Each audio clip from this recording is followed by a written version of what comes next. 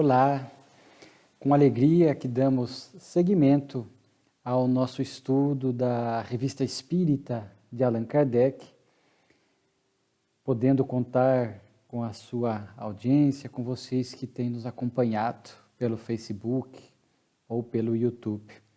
Hoje nós estamos iniciando o 5º ano da revista, o ano de 1862, mês de janeiro.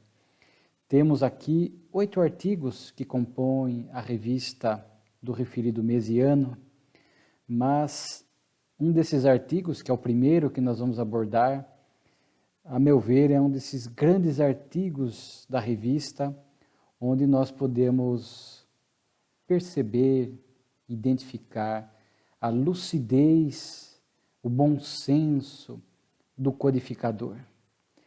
Porque ele vai tratar, nesse primeiro artigo, chamado Ensaio de Interpretação da Doutrina dos Anjos Decaídos. Vai tratar de assuntos, até hoje, importantes, que o pensamento espírita nos permite analisar com profundidade e, principalmente, mantendo a lógica e a racionalidade. Kardec vai tratar dos temas relacionados aos anjos rebeldes, anjos decaídos, Adão, a raça adâmica, a perda do paraíso, o pecado original, e ainda vai fazer uma citação a respeito de essa figura de Maria apresentada como Imaculada Conceição. Interessante que hoje nós temos algumas informações, complementos em muitas obras espíritas, sérias, complementares do Pentateuco de Allan Kardec. Por exemplo, a obra Caminho da Luz, de Francisco Cândido Xavier, o Espírito Emmanuel, aborda muito essa questão. A questão das origens, a obra Evolução em Dois Mundos, também de Chico, pelo Espírito André Luiz, mas vamos lembrar que Kardec não tinha essas informações espirituais adicionais. Ele analisou essas temáticas profundas, revestidas de muito tabu, pela forma como as outras religiões pensam ou abordam esses temas, e Kardec vai abordar com uma leveza, com uma coerência, partindo, é claro, das premissas doutrinárias. Ele vai, inclusive, aqui ao longo do artigo, reforçar alguns pontos, sobretudo a questão da reencarnação e a questão da lei do progresso, que estão diretamente relacionados com esses temas. É um texto muito belo. Nós sempre recomendamos a leitura integral dos textos que aqui citamos, que você pode buscar no site da Federação Espírita Brasileira, buscando lá as revistas espíritas de janeiro de 58, a abril de 62, e também através do kardecpedia.com. Kardec vai começar esse texto falando a respeito dessa questão das origens. Sempre a criatura humana teve essa preocupação da sua origem, e origem que se desdobra na questão física, e para aqueles que são espiritualistas, e a questão da alma, do princípio espiritual, usando já uma linguagem espírita. Kardec chega a dizer que é impossível a toda criatura sensata aceitar ao pé da letra o relato bíblico. Então nós vemos que hoje muitas das ideias e dos conceitos trazidos no início do Antigo Testamento, no Gênesis, essa questão da origem da criação, já colidem com as informações que a ciência na atualidade nos traz. Kardec cita, por exemplo, a questão dos 6 dias da criação. Hoje nós sabemos que é um símbolo. Cada dia da criação foi um período de milhões de anos. O estudo da geologia, desses períodos geológicos, nos tempos recuados da Terra, nos demonstram isso. A questão dos 6 dias da criação, portanto, tem um alcance diferente do que uma análise meramente literal. Toca na questão de Adão E nós sabemos que aquela crença literal, com todo o respeito que temos ao texto bíblico, né?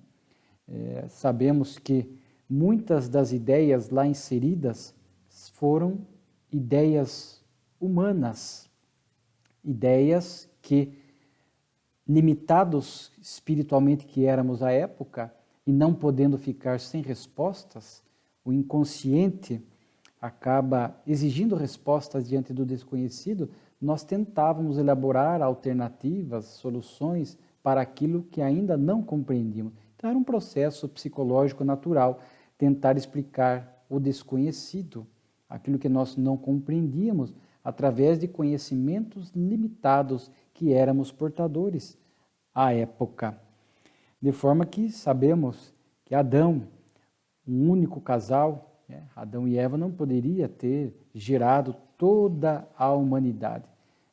Sabemos que existem cálculos feitos que demonstram que isso é impossível, sobretudo após um tempo, 1000 e poucos anos após ele, ainda houve o chamado dilúvio de Noé, que teria esvaziado praticamente a humanidade e ali teria que reiniciar um novo repovoamento. Então Kardec vai fazer aqui uma contestação em muitos pontos desses relatos bíblicos que nos remetem a essa questão da criação divina, desta época alfa da criação. E mesmo à luz da doutrina espírita, nós não temos acesso a todas essas informações da criação de Deus, como Deus cria o espírito, né? A origem de tudo. Hoje, do ponto de vista físico, a ciência fala do Big Bang, a grande explosão, né, do nosso, ali inicia-se o nosso universo, mas e antes da grande explosão? E essa explosão aconteceu a partir de algo. Então nós sempre vamos encontrar a mão de Deus como Criador de tudo. E nós não temos condições de entender este momento alfa, inicial, até porque Deus é incriado, o que já dá um nó no nosso pensamento, porque estamos acostumados com tudo que tem início e fim. E quando falamos de algo que não tem início e não tem fim, isso realmente ainda nos impacta. Temos dificuldade em entender o alcance de tudo isso. Mas a doutrina espírita vai levantando o véu, caminhando lado a lado com a ciência, dentro da fé racional que ela propõe, para que possamos entender esses assuntos desafiadores e complexos. Então é dentro dessa premissa que Allan Kardec vai abordar essas temáticas desafiadoras. Ele chega a dizer que o princípio das coisas está nos segredos de Deus. Muitos sistemas foram imaginados para resolver a questão. A teoria que apresentamos é uma opinião pessoal, né, com um certo grau de probabilidade. Então vejamos a humildade de Kardec, é uma opinião pessoal. Ele chama de ensaio. Por que ensaio? Porque tese. Porque vai tratar de alguns pontos da ciência da época, de forma que se ele fizesse uma afirmação científica, ele poderia ser instado pela ciência oficial a demonstrar, a comprovar aquilo que ele estava falando dentro de métodos científicos. E vamos ver que muito do que Kardec trouxe está amparado nos princípios espíritas, na revelação espiritual, e não poderia seguir àquela época esses critérios de comprovação científica. E de forma que vemos Kardec apresentando isto como ensaio, como tese, como fez na obra Gênese, a última obra da codificação, quando ali, principalmente no início da obra, na primeira parte, a obra é dividida em 3 partes, ele vai tratar deste momento de ciência, de criação, uranografia, etc., e ele próprio vai lançar muitos pontos ali como teses, como ensaios, porque estava invadindo o terreno da ciência a partir do conhecimento do Espiritismo, que também tem seu viés ciência, mas uma ciência diferente, porque não se limita a observar, a estudar apenas a dimensão material, o elemento material. Vai além, vai na origem, vai no mundo das causas, no mundo espiritual, no espírito, e chegando em Deus como inteligência suprema e causa primária de todas as coisas, conforme a primeira questão de O Livro dos Espíritos. Kardec começa aqui trabalhando também a temática e o conceito de anjo, para que ele pudesse seguir no artigo, já que vai falar de anjos rebeldes, anjos decaídos, porque para muitos a palavra anjo reflete um ser evoluído, criado assim por Deus, nessa condição de privilégio. Para outros, anjos seria como um espírito, que pode ser bom ou mal, tanto que muitos falam o bom anjo ou mau anjo.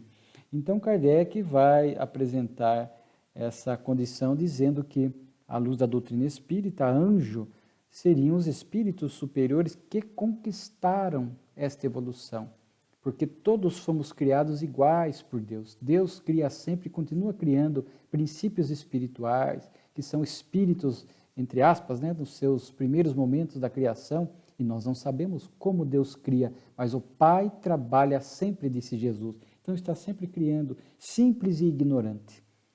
De forma que espíritos que atingiram um patamar crístico são espíritos muito mais antigos que nós, bilhões de anos mais antigos, que fizeram as suas evoluções em outros planetas, nas muitas moradas da casa do Pai, e hoje tem essa condição de espírito puro. Então aqui nós vamos ver que num dado momento ele vai apresentar a palavra anjo com esse conceito e ora com o conceito genérico de espírito apenas, mas nós vamos fazendo essas observações. De forma que esse ponto de partida da alma humana é sempre um grande desafio. Nós aprendemos com o Espiritismo, todos espiritualmente falando, criados simples e ignorantes. Passamos pelos reinos inferiores da criação, atingimos o reino minal, onde há o pensamento contínuo, o senso moral, o livre-arbítrio, e o progresso, portanto, passa a se dar através do esforço da criatura humana. Por isso que vamos encontrar muitos símbolos no Gênesis do Antigo Testamento, por exemplo, quando vimos o nosso companheiro Raul Teixeira, orador, tribuno, escritor espírita, numa de suas palestras, chamada Por que Sofremos, ele vai falar justamente dessa figura simbólica, mítica, de Adão e Eva, quando ali consta que eles buscaram a árvore do conhecimento, a árvore do bem e do mal, e a partir dali foram castigados por Deus para o trabalho, para, através do suor do próprio rosto, conquistar o alimento. Então vemos a simbologia, porque é a figura de quando o princípio espiritual atinge o conhecimento, a árvore do bem e do mal, ou seja, atinge o reino hominal, e a partir dali o progresso se dá pelo esforço, pelo trabalho. Daí, entre aspas, a condenação de Deus para o trabalho, porque o espírito, a partir dali, progride pelo esforço próprio, já que nos reinos inferiores da criação, mineral, vegetal e animal, o princípio espiritual evolui de forma automática, assistido que é pelos benfeitores espirituais. Então é muito interessante esta conceituação, a forma como o Espiritismo nos convida a enxergar essas questões, entender todas essas questões. Kardec fala, muito difícil a compreensão da formação dos primeiros seres vivos na Terra, cada um em sua espécie, desde a planta até o homem. Hoje a ciência da atualidade tem todo um estudo a respeito disso, do cronograma da habitação da Terra, como que foram surgindo, a própria Terra, hoje é a formação da Terra, a ciência de forma quase que majoritária, poderíamos dizer unânime, nos apresenta, a partir da nebulosa solar, digamos assim, esse aglomerado de gases e poeiras cósmicas que se aglutinaram no determinado ponto do espaço, e aqui sabemos que não por acaso, sob a intercessão de espíritos luminares, que Jesus recebe este cuidado, ou este pedido do Pai para cuidar da Terra. Todas essas informações posteriores a Kardec, repito, na obra A Caminho da Luz, de Chico, e Evolução em Dois Mundos, e ali, portanto, nós vamos entendendo todo este cronograma de aproximadamente hoje 4 bilhões e 600 milhões de anos que a Terra passou, quase 5 bilhões de anos, todo este processo, desde a formação, o resfriamento, etc., muito bem estudado nessas obras e, em alguma medida, também, sem esse olhar espiritual, mas a ciência com o olhar da dimensão material, nos explicando através do estudo dos fósseis humanos, o estudo das rochas, das pedras, da geologia, para entendermos todo esse mecanismo, o que, conforme dito, conflita com aqueles 6 dias literais do Antigo Testamento, do Gênesis, né? Então, hoje nós passamos a entender um pouco, na obra Gênese, Kardec vai falar da gênese corporal, orgânica, da gênese espiritual. Hoje os espíritos nos falam a respeito de como surgiu o molde humano, o corpo humano, né? Descendeu do tronco dos símios, sempre com a intervenção dos benfeitores espirituais, espíritos que vieram aqui reencarnar, e no mundo espiritual os benfeitores iam trabalhando essas mudanças no perispírito, os espíritos reencarnavam e surgiam lentamente, milhões de anos, as mudanças no corpo físico para atingir esse biotipo que nós hoje conhecemos. Então, por isso evolução em 2 mundos, porque havia esta ação conjunta, dimensão física e espiritual, a ação dos espíritos que lá no mundo das origens agiam, dirigiam, determinavam, e aquilo se reproduzia, replicava no mundo físico, né? Então, e aí Kardec vai acabar por conta desse tema, tratando nessas questões ele diz assim, né, de problemas insolúveis. E aí ele vai no texto afirmar a importância da reencarnação.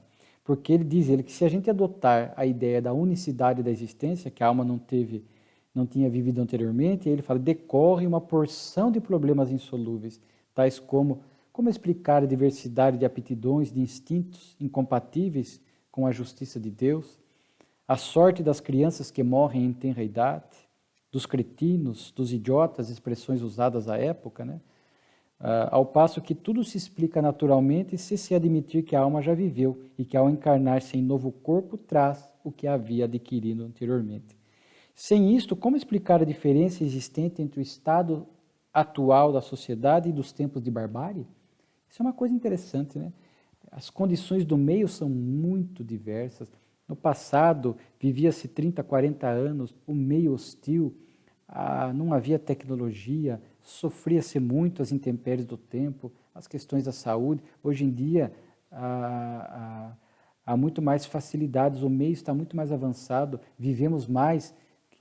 O que aqueles espíritos viveram naquela época, mais hostil, mais bárbara, e hoje espíritos vivem num meio mais fácil, uma vida mais longeva, né? Claro, mais fácil entre aspas, porque há os desafios da vida moderna também, que o avanço da sociedade trouxe. Mas vejam que sem a reencarnação ficamos sem explicações, né?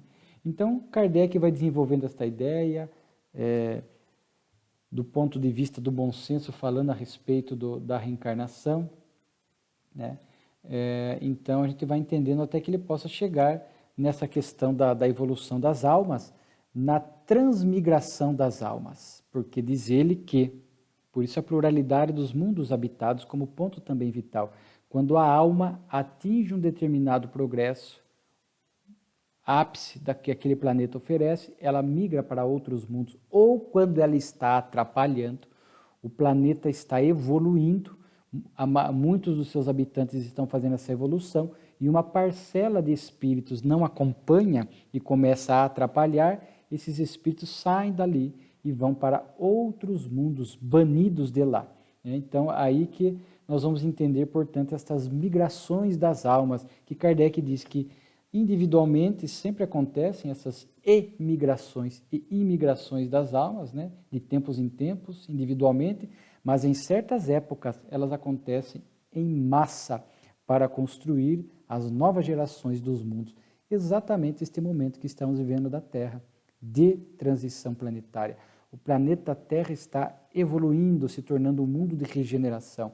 As almas que praticam o mal pelo mal, se comprazem no mal, insensíveis ao bem, agora já de algum tempo estão saindo em grupos aqui da Terra, presentemente de forma mais massiva, né, saindo da Terra, indo para mundos inferiores, onde lá esses espíritos vão levar o conhecimento aqui da Terra adquirido, né, e lá vão fomentar o progresso, como já aconteceu com a Terra no passado. Daí surge a questão da raça adâmica, né? Esta simbologia de Adão, que Adão é um símbolo dessa raça adâmica que chegou na Terra muito tempo atrás, pelo menos 6.000 anos atrás, conforme o capítulo 3º da obra Caminho da Luz, o sistema de Capela, onde Emmanuel vai estudar a fundo essa questão. Nós não temos tempo aqui para nos aprofundar, fica a recomendação da leitura. Um grupo de espíritos, milhares ou milhões de espíritos da constelação do Cocheiro, do sistema de Capela ou Cabra, estavam atrapalhando o progresso. Foram banidos de lá, mas a lei de Deus é justa, é para propiciar ao espírito o arrependimento e a aprendizagem. Então esses espíritos vieram para a Terra, espíritos rebeldes, e exilados aqui na Terra, diz Emmanuel, acabaram se transformando em 4 grandes povos, os árias, que eram a população indo-europeia da época, egípcia, de Israel, e as castas da Índia, que, fazendo um estudo hoje da história, trouxeram conhecimentos avançados, que muitos olham para o passado e não sabem da onde que surgiram aqueles conhecimentos da época, a respeito de astronomia, questões relacionadas à religião, a forma de pensar e conceber o Criador, Deus, na matemática, até hoje as pirâmides, é um grande desafio para a criatura humana. Então são aqueles espíritos que vieram de lá para cá, banidos, mas que cumpriam um papel aqui, davam seguimento aos seus processos de aprendizagem, se submetiam às respectivas expiações. Emmanuel fala que quando eles vieram, a raça amarela e a raça negra já existiam aqui na Terra, e eles também vão fomentar e ajudar no surgimento da raça branca, aqui na Terra, e também ajudar no aperfeiçoamento dos caracteres do corpo físico da época, promovendo aprimoramentos. Então vejamos a coordenação, a engrenagem, a harmonia, a conectividade de tudo na lei de Deus, como é perfeito. Quando nós olhamos toda essa movimentação, esta lógica, estes elos que se conectam, nós vamos percebendo ainda mais a grandeza de Deus. A obra aqui vai falar que muitos desses espíritos que vieram já voltaram para lá, que deram conta das suas tarefas aqui, das suas expiações, reabilitaram-se e voltaram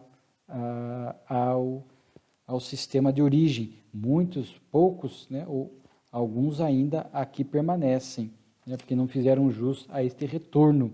Mas vejamos que a partir dessa informação, nós vamos trazer que algo semelhante está acontecendo hoje. Como os maus saíram lá do sistema de Capela porque atrapalhavam o progresso e foram para mundos inferiores, onde ajudaram no progresso e deram seguimento à sua evolução, que é contínua, o espírito não retrograda, mas ele estaciona, pode progredir mais ou menos rapidamente. E é o que está acontecendo hoje com a Terra. Esses espíritos maus saem, vemos a literatura espírita explicando isso, a terceira parte da obra Gênese, as obras do Divaldo referente à transição planetária, no rumo do mundo de regeneração, obra mais recente. Até o livro trata de como os benfeitores estão atuando nas regiões inferiores do mundo espiritual para destacar, tirar partes dessas regiões e já levando para mundos inferiores, lá chegando no mundo primitivo, naturalmente que há um impacto, assim como esses espíritos que vieram de lá para cá, que simbolizam esta raça adâmica, que simbolizam esta figura mítica de Adão. Por isso que em O Livro dos Espíritos, nas questões, aqui nós vamos citar, 50 e 51, é tratada essa questão de Adão, e aí Kardec vai dizer na nota, o homem cuja tradição se há conservado sob o nome de Adão. Alguns o consideram com muita razão como um mito ou uma alegoria personificando as primeiras eras do mundo. Então Adão é este mito que personifica este grupo de espíritos que vieram do sistema de Capela para a Terra, naquele contexto histórico importante do nosso planeta. A partir dessa compreensão de reencarnação, lei do progresso, pluralidade dos mundos habitados, a justiça e a amorosidade de Deus, é que nós vamos entendendo essas temáticas relacionadas que Kardec trata aqui. Né? Por isso que tem uma frase de Jesus enigmática, que sem a visão da reencarnação é difícil entender, Kardec cita: na verdade vos digo que não passará esta geração sem que se cumpram todas estas coisas. Que geração ele estava falando? Não podia ser a geração das pessoas vivas da época, encarnadas da época, porque elas iriam perecer em alguns anos.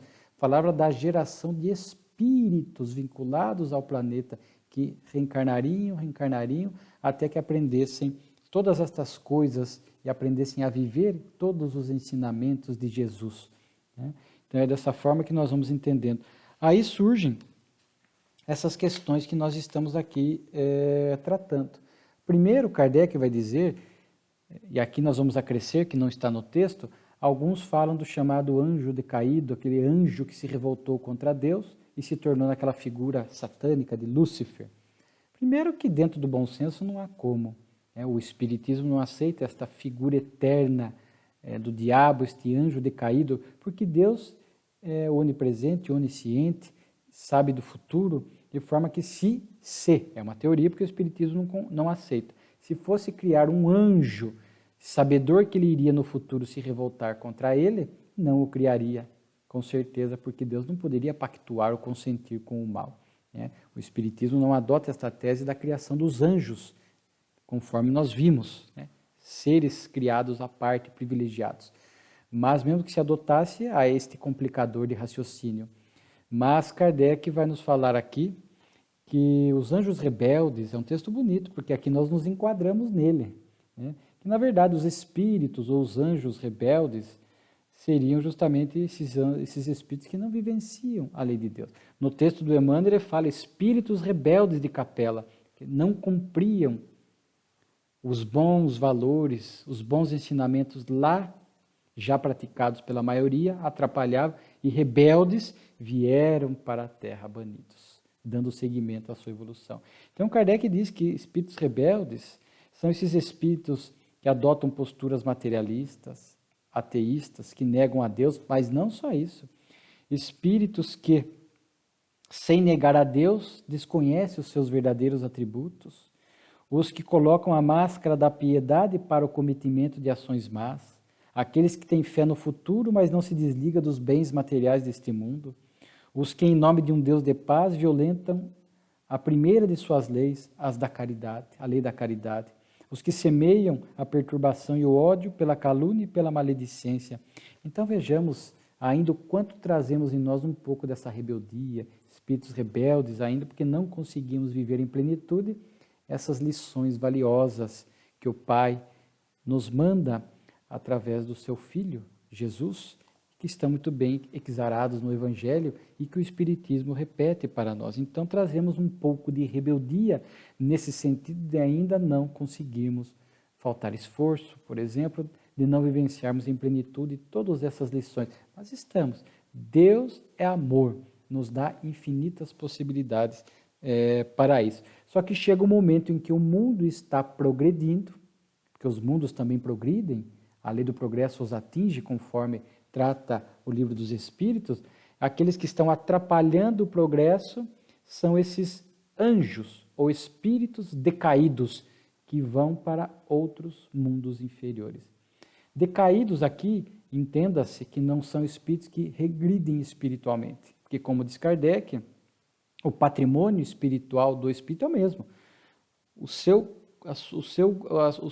grau de conhecimento e moralidade é o mesmo, não se perde. Tudo que o espírito vai ganhando de conhecimento e moralidade, de virtudes, eliminando defeitos, não se perde. Então é nesse sentido, ele pode ir para meios mais adversos, por escolhas equivocadas, passar por expiações duras, pelas ações equivocadas, mas isso não significa retrogradar, porque ele mantém a mesma aquisição espiritual de antes. Ele pode estacionar por algum tempo, porque a lei de Deus tem mecanismos para fomentar o progresso nele. De forma que esses espíritos decaídos, quando vão a mundos inferiores, conforme aconteceu com os exilados de Capela, conforme os espíritos que estão saindo agora da Terra, indo para mundos inferiores, são esses espíritos decaídos, que abrem mão de um mundo melhor, porque não se ajustam, não se adequam, e vão a mundos inferiores. E aí o que acontece? Olha como é lógico o Espiritismo. Esse texto de Kardec é extraordinário. Daí surge a figura do paraíso perdido. Porque estavam no mundo melhor, meio mais avançado, com mais facilidades. E daí vão para o mundo inferior.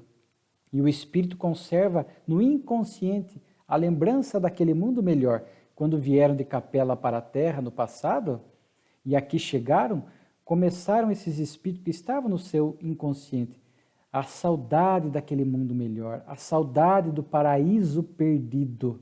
Daí o nascedouro da ideia. E isto foi passando de tradição em tradição e constou e ganhou raízes ou contornos religiosos. Então aí está a ideia do paraíso perdido. Assim como esses espíritos que estão saindo agora da Terra, indo para mundos inferiores, porque estão atrapalhando o progresso, vão levar a ideia deste mundo com esta tecnologia, com esta, muitas vezes, esta natureza bela e todas as conquistas intelectuais que o homem fez e algumas virtudes, já que conseguimos viver, e vai para um mundo primitivo, ainda de barbárie, de desorganização, onde não há tecnologia, chegando num meio hostil, atrasado como aquele, ele chega lá e fala, meu Deus do céu, a Terra era uma bênção no inconsciente, o paraíso perdido. Né? Vejamos só de onde surge esta crença. Né? E a raça adâmica também simboliza isso, diz Kardec, dentro desses diversos símbolos. A psicologia espírita estuda de diversas formas esta questão de Adão e Eva, o jardim do Éden, a serpente, o fruto do bem e do mal. Há várias abordagens que podem ser feitas e são feitas. Né? Kardec, inclusive, vai falar, né, a questão tu comerás do teu pão no suor do teu rosto. Por quê? Porque simboliza essa vinda da raça adâmica para cá. Porque lá no mundo mais evoluído, conforme a gente vê a Terra caminhando para isso, talvez já não houvesse mais o trabalho braçal. Talvez a tecnologia já estivesse avançada a ponto das máquinas fazerem grande parte ou praticamente toda a produção. A Terra caminha para isso, para a automatização dos trabalhos, ou a automação dos trabalhos, a substituição desta mão de obra pesada, desgastante, pelas máquinas, é inevitável. Talvez eles vieram de um mundo assim, chegando na Terra 6.000 anos atrás, precisando trabalhar, plantar, a agricultura, o pastoreio, as intempéries do tempo, vieram para um mundo onde precisariam trabalhar de forma braçal, intensa, para conseguir o sustento. Olha só a beleza da doutrina espírita, né? E aí vão surgindo também, junto com tudo isso, a questão do pecado original. Kardec vai entender como sendo também esses espíritos que vieram para cá, além desta crença do paraíso perdido no inconsciente, o pecado original. O que os fez vir para cá? As culpas, os erros, os equívocos, os defeitos morais no inconsciente, o pecado original. Então nós podemos dizer que nós trazemos ainda como espíritos imperfeitos, entre aspas, esse pecado original, que são as culpas no inconsciente, os dramas na consciência, os defeitos que ainda trazemos, portamos, não conseguimos nos libertar, e que com a reencarnação vamos pouco a pouco nos libertando. Mas enquanto a consciência ainda pesa, há este pecado original nos incomodando, nesse sentido. Não no sentido que respeitamos, mas o Espiritismo não adota, no sentido do pecado original convencional, que para muitos teria que passar pelo batismo para se libertar desse pecado original de Adão e Eva, né, etc. Isso nós não adotamos, mas dentro dessa visão simbólica, psicológica, espiritual, podemos dizer que sim. Daí Kardec finaliza o texto. Raros textos de Kardec, pouco, falando de Maria, a mãe de Jesus. Na literatura mais moderna do Espiritismo, nós vamos encontrar na obra Boa Nova, Amélia Rodrigues, né?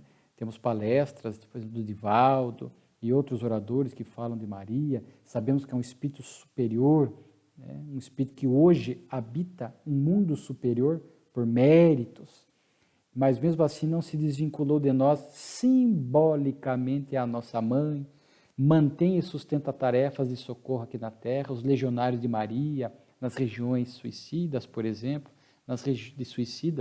nas regiões de sofrimento, quantos ali não estão trabalhando amando de Maria, né? Então ela não se desconectou totalmente da terra, é ainda simbolicamente a nossa mãe cuidando de nós, né? Então, mas Kardec vai tratar essa questão do dogma da Imaculada Conceição nesse sentido, porque não existem seres criados perfeitos, porque isto coloca em xeque a justiça de Deus, repito, não tem sentido. Se nós, pais e mães humanos, com as nossas falhas, nós procuramos cuidar dos nossos filhos de forma igual, né? Dentro de um padrão de equilíbrio, não criamos diferenças, como é que Deus, que é amor absoluto, iria tratar seus filhos de forma diferente, criando uns perfeitos que não precisam passar pelas lutas, pelos desafios da vida na dimensão física, né? E outros que precisam espiar, passar pelas lutas, pelos dramas. Então, esses espíritos superiores que nós conhecemos, e o maior espírito para nós é Jesus, modelo e guia, governador espiritual da Terra, acompanha desde o início, desde aquela nebulosa, né, quando a Terra está aglomerado de poeiras, né, cósmicas, etc. Desde ali, Jesus já nos acompanha, a formação da Terra, a obra Caminho da Luz trata disso. O arquiteto da Terra foi um engenheiro junto com outros espíritos, cuidando de toda a formação da Terra nessa dimensão física, a questão espiritual, e nós, os espíritos que viríamos aqui habitar. Por isso, o bom pastor que nos conhece, né? Nos conhece desde a nossa origem. Então, nesse sentido, Maria, um espírito superior, imaculada nesse sentido, né? Sem máculas, ou seja, já não tinha pecado original dentro da conceituação simbólica. Um espírito que já estava num estado de consciência plena, havia se libertado ao longo das reencarnações transatas, que nós nem sabemos onde se deu, há quanto tempo se deu, mas já se libertou das culpas, das falhas, dos equívocos e atingiu por mérito próprio este estado de um espírito elevadíssimo, imaculado, porque já não trazia nenhuma pendência na consciência e já estava nessa condição de nos ajudar, de ser simbolicamente esta nossa mãe, né, cuidando ainda e velando por nós. Então, esse texto de Kardec está muito bem alicerçado dentro dos princípios espíritas e com uma racionalidade, a forma como ele expõe o pensamento, constrói essas ideias nesse texto é realmente inspirador, é belíssimo, repito, vale a pena a leitura. E, repito ainda, sem que houvessem as revelações que nós temos nas obras mais futuras, né? Nessas obras mais modernas, complementares que vieram após Kardec, construindo esse pensamento à luz dos princípios espíritas. Claro que não era médium ostensivo, mas inspirado pelos espíritos superiores que cuidavam da codificação. Depois Kardec vai tratar aqui da publicidade das comunicações espíritas. É um texto que ele diz que é um complemento, né, da Organização Geral do Espiritismo, que vimos em dezembro de 61. Simplesmente Kardec vai falar o quão importante é dar publicidade às comunicações espirituais, as de boa qualidade, as que trazem lições gerais no campo da moralidade, no campo do conhecimento, que elas não ficassem restritas a um determinado local, a um determinado grupo ou a um determinado médium, que era importante dar publicidade a elas pelo conteúdo e pelas lições. Hoje nós temos vários meios de divulgar isso, através das redes sociais, da internet. Às vezes chega ao nosso conhecimento uma obra espírita mediúnica que contém lições espirituais belíssimas, a gente compartilha um texto, vemos as pessoas compartilhando uma frase de Joana de Ângeles, uma frase de André Luiz, uma frase de Emmanuel. São formas de circular o conhecimento que chegou a nós através das bênçãos da mediunidade por esses médiuns sérios. Então Kardec fala da importância de fazer circular. E que estava o senhor Didier, né, a editora do senhor Didier, à época, estava começando um projeto que ele chamava de Biblioteca do Mundo Invisível, onde coletaria essas comunicações espirituais de boa qualidade, recebida pelos médiuns, para que pudesse depois, surgindo, formando volumes, obras, né, livros, pudessem chegar ao conhecimento do público. essas comunicações de qualidade, né? E às vezes, quantas belas comunicações são obtidas nas reuniões mediúnicas, né? Claro, há o sigilo, muitas vezes as psicofônicas e tudo mais, mas assim, as comunicações boas, as orientações gerais dos benfeitores espirituais, que às vezes são psicografadas, de boa qualidade, têm que ser compartilhadas, né? Vemos um livro do Chico que se chama Instruções Psicofônicas, né? Que Arnaldo Rocha e outros gravaram as psicofonias da década de 50 do século passado, que Chico era médium de psicofonia, e vemos ali registrado naquele livro quantas lições valiosas, né? Aí Kardec vai tratar, na sequência, do controle do ensino espírita. Isso é interessante, né, porque diz respeito à chamada unidade da doutrina, como diz Kardec. Em vários textos veremos, Kardec diz que o Espiritismo não estava fechado, não foi dito tudo. Ele tinha essa característica de caminhar lado a lado com a ciência e de que ideias novas, assuntos, situações novas surgiriam e poderiam fazer parte do corpo da doutrina, da unidade do Espiritismo. Mas Kardec estabeleceu os critérios para que não ficasse algo confuso, sem que não houvesse uma ordem, critérios previamente estabelecidos, né? Então Kardec vai falar da lógica, do bom senso, afinidade com os pontos principais da doutrina, os pontos basilares, e a universalidade dos ensinos, que ensinamentos novos para ampliar conceitos, cuidar de assuntos novos que vão surgindo ao longo do tempo, e vai surgindo, vou dar um exemplo, clonagem, células-tronco, a questão da homoafetividade, são assuntos que vão surgindo e os espíritos superiores vão se manifestando aqui e acolá, trazendo ideias que têm que ser fiéis à doutrina, aos princípios. Então não adianta vir por um médium só, um único espírito dizer isso. Tem que estar comprovado pela universidade, porque às vezes por isso, às vezes, é preciso um tempo largo.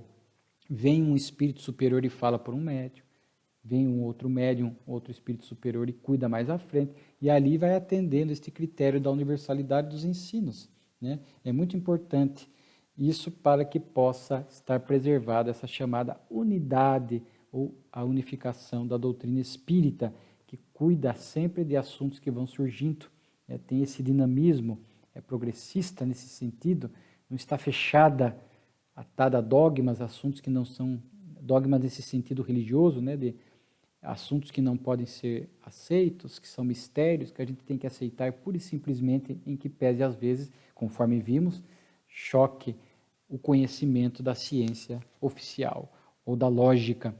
Só que é interessante que a universalidade dos ensinos pode trazer uma interpretação equivocada. Por quê? Obsessores, querendo trazer assuntos antidoutrinários, causar desordem no movimento espírita, confusão e divisão, eles podem, um grupo de obsessores, por exemplo, se aproximar de diversos médiuns invigilantes e trazer ideias equivocadas. Então vejamos que eles querem trazer uma ideia equivocada, uma ideia X, que é para causar desordem, que não tem compromisso com a verdade. Esta ideia é X. Então um obsessor ou vários se aproximam de médiuns e vigilantes, orgulhosos, que não estudam, que não se preocupam com moralização, dão sintonia, e aí eles trazem por aquele médium a ideia X, por outro médium vigilante a mesma ideia X, por outro a ideia X, aí esses médiuns publicam livros ou publicam essas comunicações, aí as pessoas vão dizer, não, olha, aquela ideia X, ela é adequada, é correta, porque ela atende à universalidade dos ensinos. Ó, médiuns diferentes, que às vezes nem se conheciam, trouxeram ela pela via da mediunidade. Só que Kardec, nesse texto extraordinário, vai falar que não basta apenas isso. Ele diz assim, ó, compreende-se que, para ela, e em razão da maneira séria por que encara o Espiritismo, a autoridade das comunicações depende das condições em que se realizam as reuniões, o caráter dos membros do médium e o objetivo que se tem em mira. Provindo de grupos formados sobre as bases indicadas em nosso artigo sobre a organização do Espiritismo, que está em dezembro de 61, as comunicações terão tanto mais peso aos seus olhos, quanto melhores forem as condições desse grupo. Olha que interessante. Então, a condição, em que grupo se deu, em que situação, qual é a natureza desse grupo, o grau de seriedade, o grau de estudo, de comprometimento, de moralidade dos membros, do médium. Então não basta vir por médiuns diferentes, terá que vir por médiuns compromissados com a verdade, com o bem, cujos atos comprovam isso. Então a gente vê ideias que chegaram na doutrina espírita, ampliando o nosso entendimento de assuntos que à época Kardec não pôde tratar, e repito, ele diz na revista que o espiritismo não estava fechado, mas que viriam porque Kardec cuidou de tratar dos pontos gerais, não teria tempo de entrar nos detalhes, nas minúcias. Por exemplo, vamos dar um exemplo aqui, abrindo as portas do mundo espiritual para entendermos a vida no mundo espiritual com detalhes, com riqueza de detalhes, por exemplo, aí vem Chico Xavier, cuja vida, cujo testemunho são inquestionáveis, e trata desse assunto, fala do mundo espiritual com mais detalhes, com mais riqueza de informação. Alguns chegam a duvidar de algumas informações, nosso lar seria muito um negócio meio de ficção científica, duvido. Daqui a pouco vem Divaldo Pereira Franco, e o Espírito Filomeno de Miranda falando do mundo espiritual.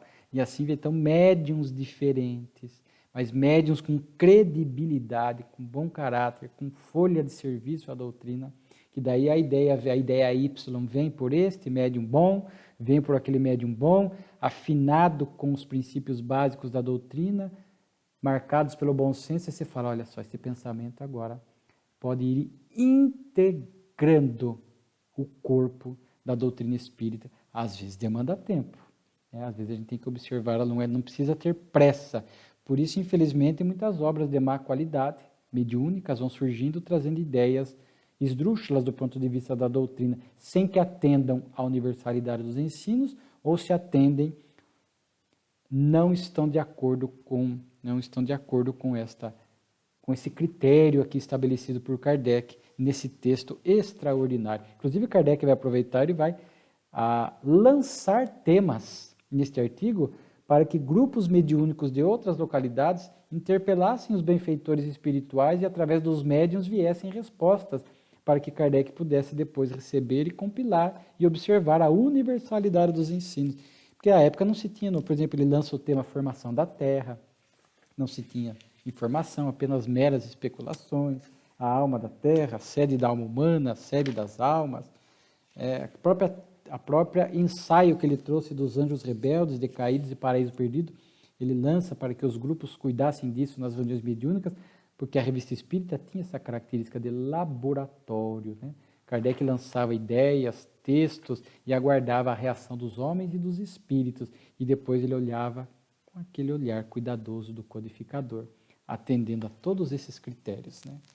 Depois tem um texto do sobrenatural, que já vimos vários textos de Kardec, né, que aqui ele vai se aproveitar de uma obra do senhor Guizot, que fala do sobrenatural como sendo derrogação das leis materiais conhecidas, e aí a gente não entende porque estão fatos que acontecem dentro de leis que desconhecíamos, aí chamamos de sobrenatural, nesse sentido de derrogação das leis, né? E muitas vezes dizemos que para Deus nada é impossível. Aí Kardec vai cuidar da frase que a religião não é possível sem o sobrenatural, o que veremos, Kardec vai desenvolver e afirmar que é um equívoco, né? Sabemos hoje que sobrenatural, na sua conceituação adequada, o milagre, é algo extraordinário, mas que estão dentro de leis que nós desconhecíamos. O Espiritismo revelou leis, lei dos fluidos, lei da ação dos espíritos sobre a dimensão física, etc. E a gente vai olhando, portanto, para muitos dos fatos inexplicáveis e passamos a entender que estão dentro de leis desconhecidas. Jesus caminhar sobre as águas, as curas, né? Tanto que Jesus, Kardec chega a citar Apolônio de Tiana, que produziu curas parecidas com a de Jesus, assim, curando. Claro que ninguém produziu curas com a dimensão e a quantidade que Jesus produziu, mas produziram, numa dimensão menor, algo igual, curas. Os discípulos curaram, a sombra de Simão curava, quer dizer, não era algo exclusivo de Jesus. Se outros produziam, é porque estavam dentro de leis desconhecidas que o Espiritismo revelou, né? Ele diz aí Kardec vai dizer assim: se quiserdes manter a religião pela via única do maravilhoso, do milagroso, só haverá um meio: manter os homens na ignorância. Então, algumas religiões evitam tocar em assuntos, preferem manter esses dogmas dentro desse sentido, sustentar o milagroso, que para Deus nada é impossível. O Espiritismo trabalha a fé racional. O Espiritismo nos esclarece de leis que desconhecíamos. Então, os fatos plausíveis acontecem dentro de leis que desconhecíamos. Porque há fatos que são equivocados e míticos. Por exemplo, Josué parando o sol por 2 horas. Hoje, à luz da ciência atual, nós sabemos que é impossível Josué ter parado o sol por 2 horas. Né? Então, existem fatos ali que são símbolos, como a questão de Adão, a própria questão de outros fatos que constam ali do Antigo Testamento, que estão revestidos de uma impossibilidade científica e lógica, né? Mas muitos fenômenos estão ali dentro de leis que nós desconhecemos. E Kardec finaliza dizendo que, na verdade, o maior milagre que Jesus fez não são os fenômenos, mas sim a sua revolução moral, os seus ensinos dentro dos padrões de amor, as virtudes que ele viveu e ensinou. Esta é a grande revolução, este é o grande milagre na nossa vida, quando nós passamos a amar, a entender essas lições valiosas da doutrina, né, que é o cristianismo redivivo. Poesias de além-túmulo, Kardec vai citar aqui textos poéticos obtidos na Sociedade Espírita do México, 2. Depois, o Bibliografia, que são obras que estavam sendo lançadas, uma dele, uma brochura, a expressão, o Espiritismo na sua expressão mais simples, lançada, né, sairá dia 15 de janeiro, né, saiu dia 15 de janeiro de 62, né, que é um histórico da doutrina, uma forma mais sintética de expor as ideias espíritas. Outro livro que ele trata aqui, Revelações de Além-Túmulo, porque era uma coletânea de comunicações espirituais obtidas pela senhora Dozon. Né. Vai falar de um testamento em favor do espiritismo, um advogado que encanta-se com a doutrina, a sua vida é tomada de uma alegria, porque ele passa a entender os fatos da vida, a lógica da doutrina, e ele fica tão feliz que ele faz um testamento que, após a sua morte, ele doaria uma quantia X, que não é divulgada, em favor da doutrina. Não era para o Allan Kardec, era para a doutrina, para a expansão da doutrina. Né? Então, muitas pessoas fazem isso, doações para determinadas instituições, para religiões, para que a ideia cresça. Então, ele fez em favor do espiritismo, ajudando na expansão da doutrina. Nós podemos ajudar, mas não necessita obrigatoriamente do testamento. Né? Como que nós divulgamos a doutrina hoje? Através da atitude. Aí nós vamos sendo esse cartão postal da doutrina, a alegria de viver, a alegria de servir, a honestidade, a ética, o compromisso com o bem, com a paz, com a verdade. Nós vamos ajudando a divulgar a mensagem do Cristo à luz da doutrina espírita pelo nosso exemplo. E ele encerra depois, carta ao senhor Morreri, a propósito da senhorita Godu. Já falamos da senhorita Godu em artigos mais antigos. Era uma menina, moça, médium de cura, produzia curas extraordinárias. Esse senhor Morreri sempre dava notícia das curas, Kardec confiava no seu relato, no seu testemunho, e estávamos diante, portanto, de uma mediunidade de cura. Só que nessa carta, o senhor Morreri vai falar que ela começou a produzir outro tipo de fenômenos, fenômenos que produziam diamantes e grãos preciosos por meios não menos estranhos. Aí Kardec coloca em segundo plano, já desconfia, diz francamente, achamos que a de médium curador era mais preciosa e mais útil à humanidade, e mesmo à propagação do espiritismo. Quanto aos fenômenos, são tão estranhos que não me aventuro a publicá-los, senão quando tiver a sua confirmação de maneira irrecusável. Bom senso de Kardec. Produzir agora diamantes, grãos preciosos, ou o pessoal está um pouco... Vamos deixar de lado, vamos observar melhor, para que o tempo nos diga se isso está adequado ou não. Então vejamos o bom senso de Kardec dentro daquilo que ele iria estudar na Revista Espírita. Então, revista de janeiro de 62. Que maravilha, que maravilha. Só aumenta a nossa gratidão a Allan Kardec.